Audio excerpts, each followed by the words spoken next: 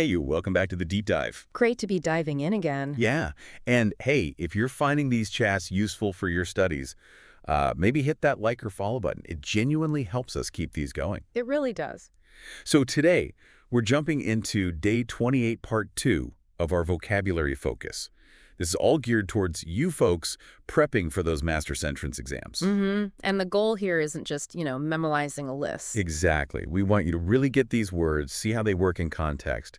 It's about boosting your overall English comprehension, which is key for the exam and, frankly, just for using English better. It's seeing the words in action in sentences, kind of like the ones you'll actually encounter. Building connections, not just isolated facts. Okay, let's get started. First cluster is all about would, ways of looking at things, perspectives.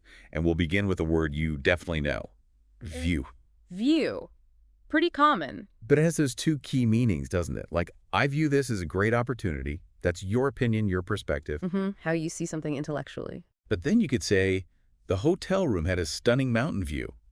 That's the scenery, what you physically see. Right. Same word, two distinct uses. Context tells you which is which. So linked to that, what about viewpoint? Ah, good one. Viewpoint kind of zooms in on that first meaning of view. It's specifically about an opinion, a particular way someone thinks about something. So more focused on the perspective itself. Yeah. Like the discussion included viewpoints from both economists and environmentalists. It's all about different ways of seeing an issue. Okay. Makes sense. Then we have standpoint. How does that fit in? Is it just another word for viewpoint? Close, but not quite. Standpoint often feels a bit firmer, like it's a position based on a particular set of principles or circumstances. Firmer, like where you stand on an issue. Exactly. You might say, from an ethical standpoint, this decision is problematic. It implies a more established foundation for your view, But a more rooted perspective, maybe? Mm-hmm. Okay, now what about angle? We know it from geometry, obviously. Right, like corners. But we use it figuratively all the time when talking about perspectives. So? Like, let's consider this problem from a different angle. It means looking at it in a new way, maybe focusing on a different aspect to understand it better. Ah, okay. A specific way of approaching something. Or a journalist might find a unique angle on a story focusing on something others missed. And understanding the angle an author takes is so important when you're reading academic texts. Definitely. It helps you see why they're arguing a certain way, what they're emphasizing, maybe what they're leaving out. Critical for evaluating argument. Exactly. Seeing the angle is key. Okay, it's a good start. Right. Next one's a bit of fun. The word evil. Evil. Notice anything about it. It's just live spelled backwards. Huh. Never actually thought of it that way. Live evil. Quite a contrast. Isn't it? And evil is a strong word. It means, profound wickedness, morally corrupt, like the classic evil stepmother in fairy tales. It can be a noun, the root of all evil, or an adjective, an evil plan. Yeah. Simple reversal, huge shift in meaning. Shows how language can work sometimes. Indeed. Okay, so moving on. Yep. Let's look at words with the root V. You can probably guess this relates to. Seeing. Vision. Exactly. Seeing. First up, supervise. What's involved when you supervise something? Supervising is basically overseeing something, guiding it, watching over it to make sure it's done correctly. Right. Like, she supervises a number of important projects, or a teacher supervising kids during a test. You're in charge, keeping an eye on things. And the person is a supervisor. The act is supervision. Got Yeah. it. Then there's visualize, or visualize with a Z. What are we doing when we visualize? Visualizing is about creating a picture in your mind, forming a mental image. Okay. Like, try to visualize your mother as a lovely girl, or maybe she couldn't visualize climbing the mountain. You're seeing it in your head. And that's super helpful for memory, right? Making abstract things more concrete in your mind. Absolutely. If you can picture it, you often remember it better. It helps with understanding complex ideas, too. Okay, and envisage. Sounds similar to visualize. Is there a difference? There is, yeah. It's subtle. While both involve imagining, envisage, often has more of a future focus. It's about conceiving of a possibility, something that might happen or that you're planning.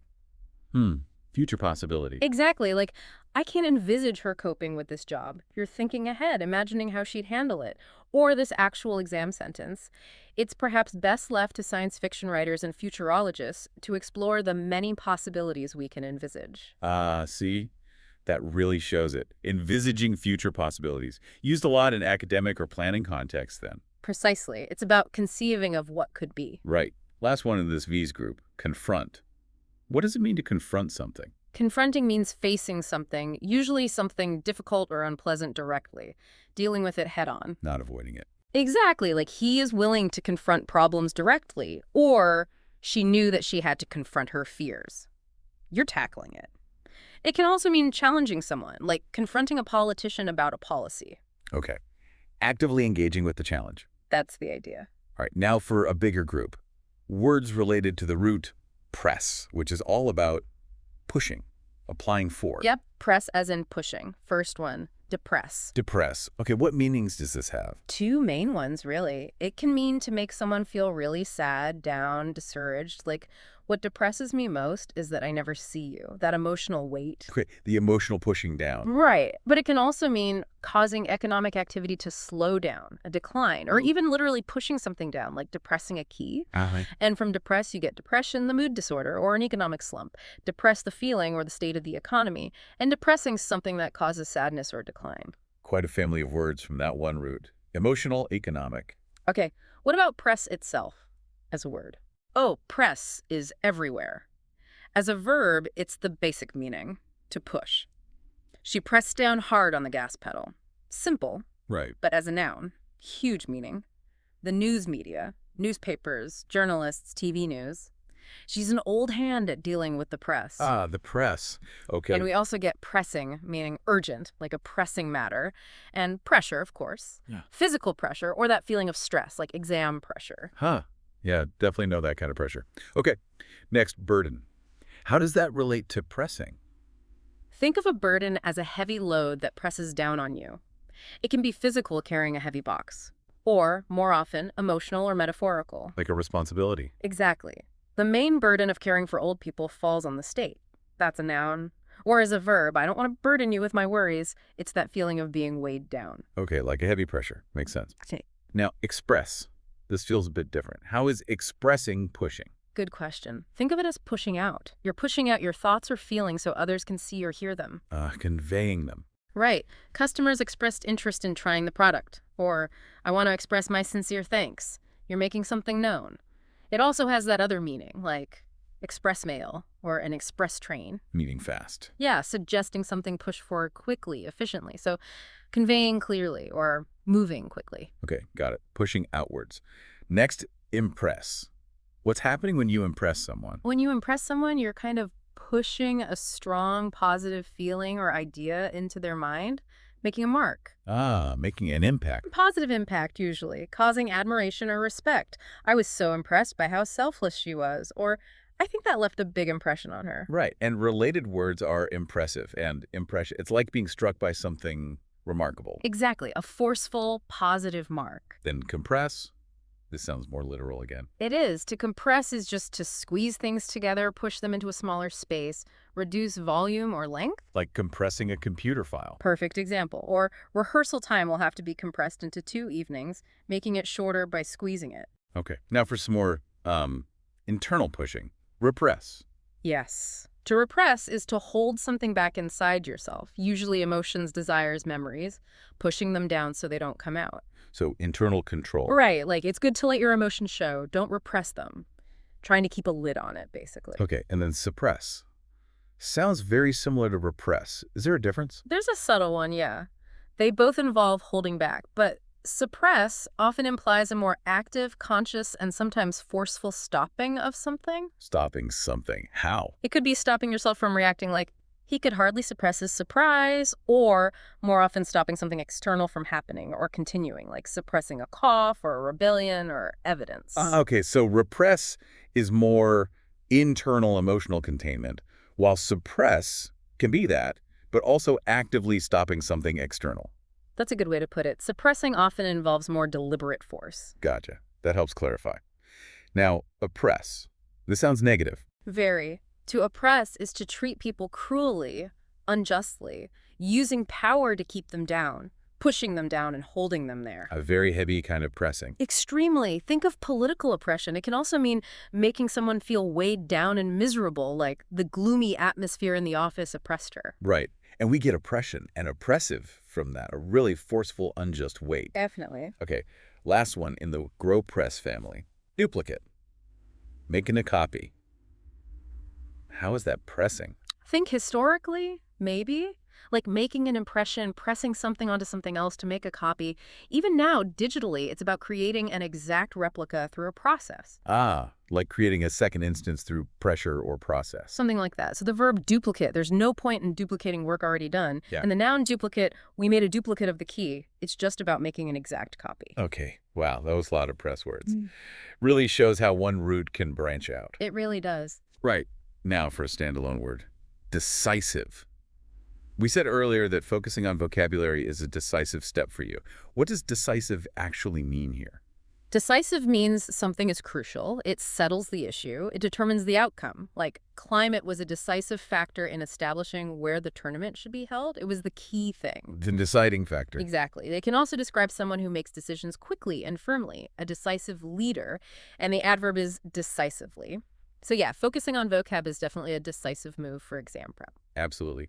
A choice with a clear, significant impact. Okay. Final cluster.